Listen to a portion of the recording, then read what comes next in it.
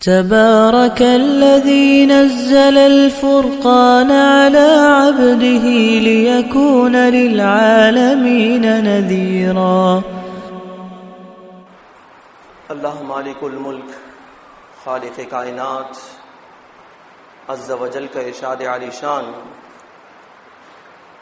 یریدون لیطفئوا نور اللہ بافواہہم واللہ متم نورہ ولو کرہ الکافرون هو الذی ارسل رسولہ بالہدی ودین الحق لیظہرہ علی الدین کلہ ولو کرہ المشرکون۔ یا ایہا الذین آمنوا هل ادلکم علی تجارۃ تنجیکم من عذاب علیم تؤمنون باللہ ورسولہ وتجاهدون في سبيل الله بأموالكم وأنفسكم ذلكم خير لكم إن كنتم تعلمون يغفر لكم ذنوبكم ويدخلكم جنات تجري من تحتها الأنهار ومساكن طيبة في جنات عدن ذلك الفوز العظيم وأخرى تحبونها نصر من الله وفتح قريب وبشر المؤمنين۔ سورۃ الصف اللہ رب العالمین نے ارشاد فرمایا، اے رسول صلی اللہ علیہ وسلم، یہ کافر تو یہ چاہتے ہیں کہ اپنے منہ کی پھوکوں سے اللہ کے نور کو بجھا دیں، لیکن اللہ اپنے نور کو پورا کر کر ہی رہے گا، خواہ کافروں کو کتنا ہی ناگوار کیوں نہ گزرے۔ وہی ذات ہے جس نے دین حق کے ساتھ اپنے رسول احمد مجتبی محمد مصطفیٰ صلی اللہ علیہ وسلم کو مبعوث کیا تاکہ تمام ادیان باطلہ پر اس دین حق کو غالب کر دے۔ اگرچہ یہ بات مشرکین کو کتنی ہی ناگوار کیوں نہ گزرے۔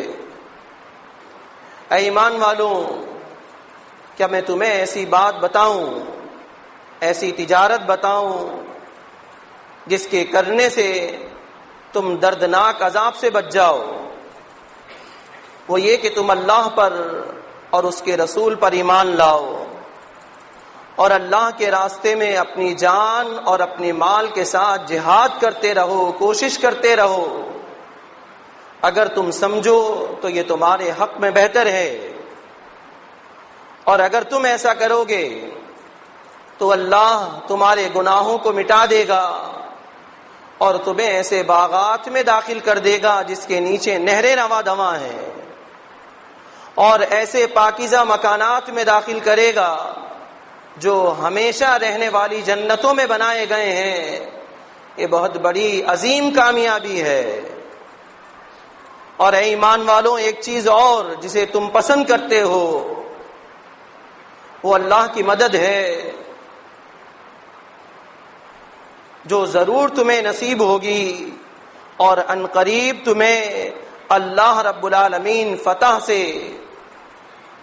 تمہیں دے گا۔ اے رسول صلی اللہ علیہ وسلم، آپ ایمان والوں کو ان چیزوں کی خوشخبری سنا دیجیے۔ اللہ کے رسول صلی اللہ علیہ وسلم کو جب اللہ رب العالمین نے مبعوث فرمایا اور دین حق کا پرچم لے کر آپ نکلے، تو کافروں نے بڑی کوشش کی کہ وہ اللہ کے دین کو مغلوب کر دیں، اور انہوں نے اس سلسلے میں کسی بھی قسم کا کوئی دقیقہ فروگزاش نہیں کیا۔ لیکن اللہ کے رسول صلی اللہ علیہ وسلم اور ان کے ساتھی اللہ رب العالمین کی نصرت سے دین اسلام کا کام سر انجام دیتے رہے، اس کو تقویت دیتے رہے، اسے تمکینت دیتے رہے، اور اللہ کے رسول صلی اللہ علیہ وسلم پر اتنی سختیاں کی گئیں کہ آپ کو اپنا آبائی شہر چھوڑنا پڑا۔ لیکن اللہ رب العالمین نے دین حق کو تمام ادیان باطلہ پر غالب کیا اور اس آیت کا نزول کیا، الیوم اکملت لکم دینکم واتممت علیکم نعمتی ورضیت لکم الاسلام دینا۔ یعنی اللہ رب العالمین نے دین حق کو تمام ادیان باطلہ پر غالب کر دیا، اور ان کی تمام تر کوششیں ایسی تھیں کہ وہ اپنے منہ کے پھونک سے اللہ کے نور کو بجھا رہے ہیں، اور اللہ کا نور تو اصل میں دین اسلام ہے۔ یہدی اللہ لنورہ من یشاء، اللہ رب العالمین جسے چاہتا ہے اس نور کے ذریعے، اس دین اسلام کے ذریعے ہدایت سے سرفراز کرتا ہے۔ اللہ کے رسول صلی اللہ علیہ وسلم کے ساتھی جب وہ اللہ اور اس پر ایمان لے آئے تو انہوں نے اس میں کسی بھی قسم کا شک و شبہ نہیں کیا، بلکہ وہ ڈٹے رہے دین اسلام کے لیے، دامے درمے سخنے ہر طریقے سے دین اسلام کی مدد فرمائی۔ اور اللہ رب العالمین نے ایسے ایمان والوں کے بارے میں ارشاد فرمایا کہ سچے ایمان والے کون ہیں؟ انما المؤمنون الذین آمنوا باللہ ورسولہ، بے شک در حقیقت مومنین تو وہ لوگ ہیں جو اللہ پر ایمان لائے اور اس کے رسول صلی اللہ علیہ وسلم پر ایمان لائے، ثم لم یرتابوا، اور پھر انہوں نے اس میں کسی بھی قسم کا شک و شبہ نہیں کیا، کسی شک میں نہیں پڑے، اور پھر کام کیا کیا؟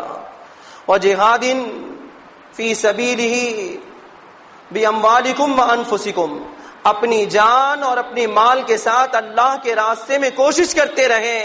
اولئک ھم الصادقون، یہی وہ لوگ ہیں جو اپنے دعوی ایمان میں سچے ہیں۔ سچے ایمان والے اللہ اور اس کے رسول صلی اللہ علیہ وسلم پر ایمان لانے کے بعد اپنا تن من دھن تمام تر چیزیں اللہ رب العالمین کے لیے لگا دیتے ہیں، کیونکہ وہ جانتے ہیں ان اللہ اشتری من المؤمنین انفسهم واموالهم بان لهم الجنہ، بے شک اللہ نے مومنین سے جنت کے عوض ان کی جان اور ان کے مال کو خرید لیا ہے، اس لیے وہ کسی بھی قسم کے شک و شبے میں نہیں پڑتے، اللہ کے راستے میں تمام کا تمام قربان کرنے سے گریز نہیں کرتے۔ اللہ سے دعا ہے اللہ ہمیں عمل کرنے کی توفیق عطا فرمائے۔ اقول قولی ھذا لی ولکم استغفر اللہ استغفر اللہ۔ الحمدللہ ان الحمد للہ نحمده ونستعینه ونستغفره ونعوذ باللہ من شرور انفسنا ومن سیئات اعمالنا، من يهده الله فلا مضل له ومن يضلله فلا هادي له، واشهد ان لا اله الا الله وحده لا شريك له، واشهد ان محمدا عبده ورسوله۔ اللهم صل على محمد وعلى آل محمد كما صليت على إبراهيم وعلى آل إبراهيم إنك حميد مجيد۔ اللهم بارك على محمد وعلى آل محمد كما باركت على إبراهيم وعلى آل إبراهيم إنك حميد مجيد۔ أما بعد فإن خير الحديث كتاب الله، وخير الهدي هدي محمد صلى الله عليه وسلم، وشر الأمور محدثاتها، وكل محدثة بدعة، وكل بدعة ضلالة، وكل ضلالة في النار۔ اللہ کے رسول صلی اللہ علیہ وسلم کے ساتھی چاہے کتنے ہی مشکل ترین حالات ہوں، اللہ کے رسول صلی اللہ علیہ وسلم کا ساتھ چھوڑتے ہوئے نظر نہیں آتے۔ دین اسلام کو تقویت دینے، اسے تمکنت دینے، اسے قوت دینے، اسے سربلند کرنے کے لیے کوششیں کرتے ہوئے نظر آتے ہیں۔ ایک ایسا وقت کہ جب دشمن سے مقابلہ کرنے کے لیے ہتھیار موجود نہ ہو، اور دشمن ایسا ہو جس کے پاس سامان حرب مکمل طریقے سے موجود ہو، ایسے مشکل ترین حالات میں بھی اللہ کے دین سے نہ پھرنا اور اللہ کے رسول صلی اللہ علیہ وسلم کے ساتھ کو نہ چھوڑنا یقیناً انہی لوگوں کا طرز عمل تھا جن کی بات آج ہم کرتے ہوئے نظر آتے ہیں، جن کے بارے میں اللہ رب العالمین نے یہ ارشاد فرمایا رضی اللہ عنہم ورضوا عنہ۔ صحیح بخاری اور صحیح مسلم میں ہے، اللہ کے رسول صلی اللہ علیہ وسلم جنگ بدر کے لیے اپنے ساتھیوں سے مجلس مشاورت کر رہے ہیں. آپ ان کے جذبات کو برانگیختہ کرتے ہیں، ان کے جذبات کو ابھارتے ہیں. آپ کے بعد حضرت ابوبکر صدیق رضی اللہ تعالیٰ عنہ کھڑے ہوتے ہیں. یہ ایسا وقت ہے کہ مسلمین کی تعداد تقریباً 319 ہے اور دشمن کے لشکر کی تعداد 1000 ہے، اور 1000 لوگوں کے پاس سامان حرب سارا موجود ہے، اور ہمارے پاس قسم پرسی کا عالم ہے. اللہ کے رسول صلی اللہ علیہ وسلم کے بعد حضرت ابوبکر صدیق رضی اللہ تعالیٰ عنہ آپ کی موافقت میں تقریر کرتے ہیں، آپ ان سے اعراض کرتے ہیں. حضرت عمر رضی اللہ تعالیٰ عنہ کھڑے ہوتے ہیں، آپ کی موافقت میں تقریر کرتے ہیں، آپ ان سے اعراض کرتے ہیں. حضرت صاحب بن عبادہ رضی اللہ تعالیٰ عنہ کھڑے ہوتے ہیں اور یہ کہتے ہیں اللہ کے رسول صلی اللہ علیہ وسلم شاید آپ کا روح سخن ہماری طرف ہے، قسم اس ذات کی جس کے ہاتھ میں میری جان ہے. اے اللہ کے رسول صلی اللہ علیہ وسلم اگر آپ ہمیں سمندر میں کودنے کا حکم دیں گے تو ہم آپ کے حکم کی تعمیل کریں گے. اے اللہ کے رسول صلی اللہ علیہ وسلم اگر آپ ہمیں برق غماد مقام تک گھوڑے دوڑانے کا کہیں گے تو ہم آپ کے حکم کی تعمیل کریں گے. آپ کے ان کے بعد حضرت مقداد رضی اللہ تعالیٰ عنہ کھڑے ہوتے ہیں اور یہ کہتے ہیں اللہ کے رسول صلی اللہ علیہ وسلم ہم بنی اسرائیل کی طرح نہیں کہیں گے اے موسیٰ تم اور تمہارا رب جا کر لڑو، ہم یہیں بیٹھے ہیں. اے اللہ کے رسول صلی اللہ علیہ وسلم اللہ کی قسم ہم آپ کے آگے بھی لڑیں گے، آپ کے پیچھے بھی لڑیں گے، آپ کے دائیں بھی لڑیں گے، آپ کے بائیں بھی لڑیں گے. اندازہ لگائیں کتنا سخت ترین وقت ہے، مشکل ترین وقت ہے. صحابہ کرام رضوان اللہ علیہ مجمعین دین اسلام کی مدد کے لیے کھڑے ہیں، ہر گھڑی ہما وقت کھڑے ہیں. کوئی بھی ان میں پیچھے ہٹتا ہوا نظر نہیں آتا، بلکہ ان کا یہ دلوں کے اندر اللہ رب العالمین نے ایمان کو اتنا پیوست کر دیا ہے کہ وہ جانتے ہیں کہ یہ جان بھی اللہ کی ہے اور مال بھی اللہ رب العالمین کا ہے. دوسرا موقع جنگ خندق کا ہے، صحیح بخاری میں ہے. اللہ کے رسول صلی اللہ علیہ وسلم گھر سے باہر نکلتے ہیں، صبح کا وقت ہے، سخت سردی کا عالم ہے. دیکھتے ہیں صحابہ کرام رضوان اللہ علیہ مجمعین محنت اور مشقت کر رہے ہیں، نہ ان کے پاس کوئی غلام ہے نہ مزدور ہے، فاقے سے دوچار ہیں. اللہ کے رسول صلی اللہ علیہ وسلم نے ان کو دیکھا اور یہ کہا اللہم ان العیش لا عیش الا عیش الاخرہ. اے اللہ کوئی عیش نہیں، در حقیقت آخرت کا عیش جو ہے وہ سب سے بہترین عیش ہے. فاغفر للانصار والمہاجرہ، اے اللہ مہاجرین اور انصار کی مغفرت فرما. اور وہ لوگ ان کا جذبہ دیکھیے، ایمانی جذبہ. وہ یہ کہتے ہیں نحن الذین بایعوا محمدا، ہم وہ لوگ ہیں جنہوں نے محمد صلی اللہ علیہ وسلم کے ہاتھ پر اس چیز کی بیعت کی ہے. علی الجہاد ما بقینا ابدا، جب تک ہم باقی ہیں دین اسلام کے لیے جہاد کرتے رہیں گے. نحن الذین بایعوا محمدا علی الجہاد ما حیینا ابدا، ہم وہ لوگ ہیں جنہوں نے محمد صلی اللہ علیہ وسلم کے ہاتھ پر اس چیز کی بیعت کی ہے.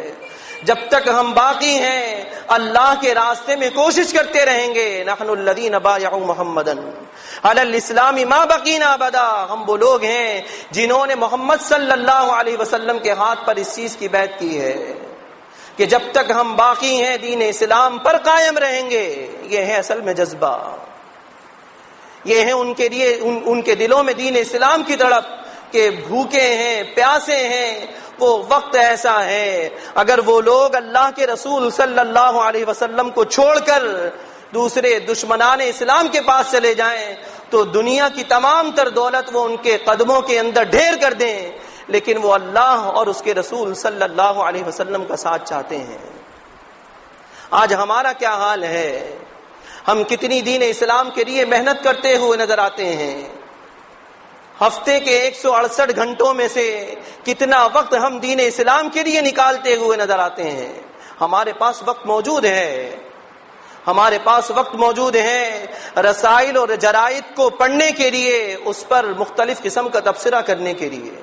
ہمارے پاس وقت موجود ہے کمپیوٹر پر مختلف قسم کے پروگرام کو دیکھنے کے لیے اور اس پر تبصرہ کرنے کے لیے. وقت نہیں ہے تو اللہ کے دین کے لیے وقت نہیں ہے.